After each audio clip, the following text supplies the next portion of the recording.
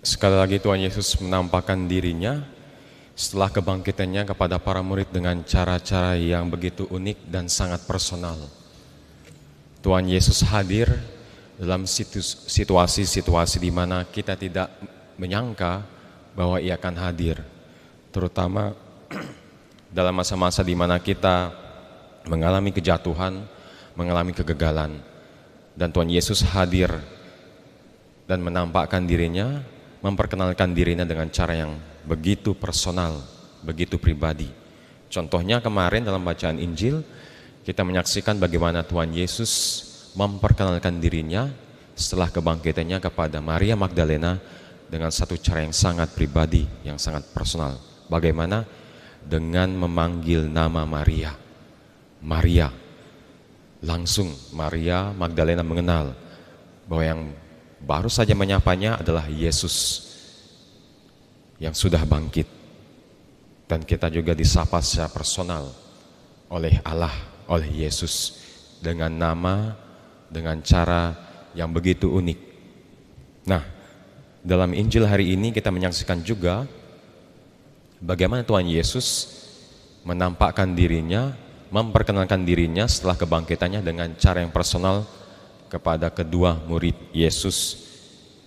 Jadi konteksnya Maria Magdalena, kedua murid dalam perjalanan ke Emmaus, dan nanti dalam bacaan-bacaan Injil berikutnya, hari-hari berikutnya, konteksnya adalah para murid yang gundah gulana, kalah perang, takut, ragu.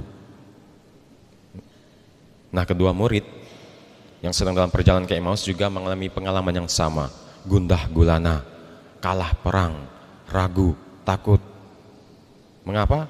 Karena mereka berharap ke Yerusalem bertemu dengan sang guru, sang penyelamat. Yerusalem dilihat sebagai tempat di mana mereka akan bertemu, melihat harapan mereka akan dibebaskan dari penjajahan bangsa Romawi. Tapi apa yang terjadi? Seorang yang mereka agung-agungkan, seorang yang mereka elu-elukan, Yesus sang raja, mati konyol, mati di kayu salib. Kemudian mereka meninggalkan Yerusalem, meninggalkan titik terang harapan mereka. Tapi sekali lagi Tuhan Yesus hadir pada saat-saat yang tidak kita sangka. Jadi perhatikan Bapak Ibu, pengalaman kehidupan kita, karena Tuhan Yesus bisa-bisa hadir pada saat yang tidak kita sangka. Lucunya kedua murid ini tidak mengenal Yesus. Mungkin ada dua alasan. Pertama, karena Yesus menampakkan dirinya dengan tubuh kemuliaannya setelah kebangkitan, tidak seperti tubuh yang kita miliki saat ini. Buktinya mengapa? Tuhan Yesus nanti dalam bacaan hari-hari berikutnya tiba-tiba saja hadir di tengah-tengah para murid yang sedang berkumpul, sembunyi, takut untuk ditangkap oleh orang-orang Farisi, orang-orang Yahudi, pasukan kekaisaran Romawi, dalam satu ruangan yang tertutup. Nah, tubuh seperti ini yang nggak mungkin bisa menembus tembok, menembus dinding.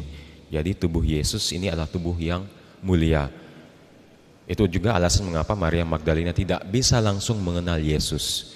Tubuh yang Yesus miliki setelah kebangkitan adalah tubuh yang mulia, tetapi juga masih tetap memiliki luka-luka bekas penyaliban. Nanti juga dalam bacaan untuk hari kedepannya, Tuhan Yesus meminta ikan untuk dimakan. Nah, itu salah satu alasan mungkin. Tapi alasan yang kedua bisa jadi karena kedua murid ini mengalami pengalaman duka, patah hati, putus asa, menunduk, sedih.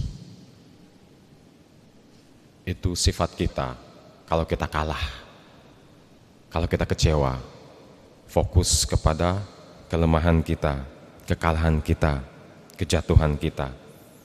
Kita lupa bahwa Tuhan sedang hadir berjalan bersama kita. Nah, hal yang pertama yang bisa kita pelajari adalah ketika para murid sedang dalam perjalanan ke Emmaus dan hari mulai malam, ketika perjalanan kehidupan kita semakin gelap, semakin tidak jelas, undang Yesus untuk hadir dalam kehidupan kita. Dan pada saat itu juga, meskipun perjalanan semakin gelap, semakin tidak jelas, tetapi ketika Tuhan Yesus hadir dalam alur cerita kita, Ia akan mengubah alur cerita kita menjadi terang. Tanpa kita sadari, sebenarnya perjalanan kita yang sepertinya menuju kegelapan, sedang dalam perjalanan menuju terang. Ketika Yesus kita undang untuk hadir dan mengubah alur cerita kita. Kedua, saat kapan kedua murid ini mengenal Yesus? Saat Yesus memecah-mecahkan roti. Suatu peristiwa, suatu gesture, suatu tindakan yang tidak asing. Yesus memecah-mecahkan roti. Ini yang Ia lakukan tepat pada perjamuan malam terakhir. Apa itu? Ekaristi. Pada Ekaristi, saat kita merayakan Ekaristi, pada saat roti dipecah-pecah, kita mengenal Yesus. Karena Ekaristi bukan simbol. Ekaristi adalah Yesus itu sendiri yang benar-benar hadir. Bukan simbol. Dalam perjamuan malam terakhir, Tuhan Yesus mengatakan, inilah tubuhku, inilah darahku. Dalam perayaan Ekaristi, kita mengenal Yesus. Ketika roti dipecah-pecah. Yang ketiga, Ekaristi bukan hanya suatu perayaan, suatu kewajiban, tetapi perjumpaan. Perjumpaan dengan siapa? Dengan Dia yang mencintai kita. Sama seperti pengalaman kedua murid dalam perjalanan ke Emmaus.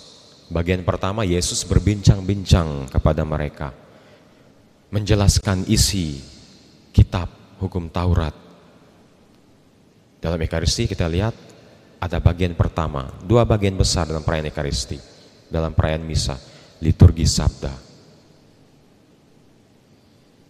Jadi perayaan Ekaristi, perayaan Misa bukan hanya suatu kewajiban, tetapi suatu perjumpaan.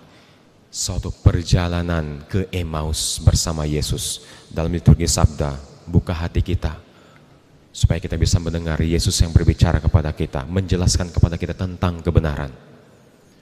Dan kemudian bagian kedua adalah liturgi Ekaristi. Sekali lagi kita berjumpa dengan Dia yang menyelamatkan kita. Dan apa yang terjadi kepada kedua murid ini? Mereka yang sebelumnya dalam perjalanan meninggalkan Yerusalem, setelah melihat Yesus dan menyadari bahwa Yesus hadir di tengah-tengah mereka, ketika Yesus berbincang bersama mereka, memecah-mecahkan roti, mereka kembali ke Yerusalem. Sebelumnya mereka meninggalkan Yerusalem karena takut kalah, takut untuk disalibkan. Tetapi setelah berjalan bersama Yesus, sekarang mereka berani. Jelas, tidak takut lagi. Siap kembali ke Yerusalem, siap untuk memikul salib, mati bersama Yesus. Bapak Ibu, mari kita jadikan perayaan Ekaristi sebagai suatu pengalaman iman. Perjalanan ke Emmaus, jalan bersama Yesus. Dalam liturgi Sabda, buka hati kita supaya Yesus bisa mengajarkan kita tentang kebenaran.